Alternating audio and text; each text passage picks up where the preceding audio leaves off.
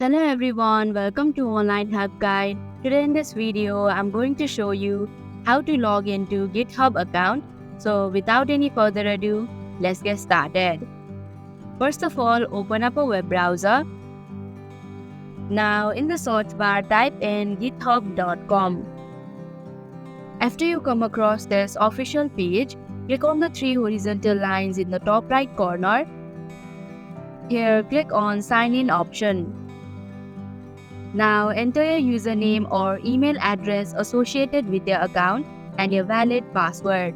If you do not remember your password, then you can click on Forgot Password link.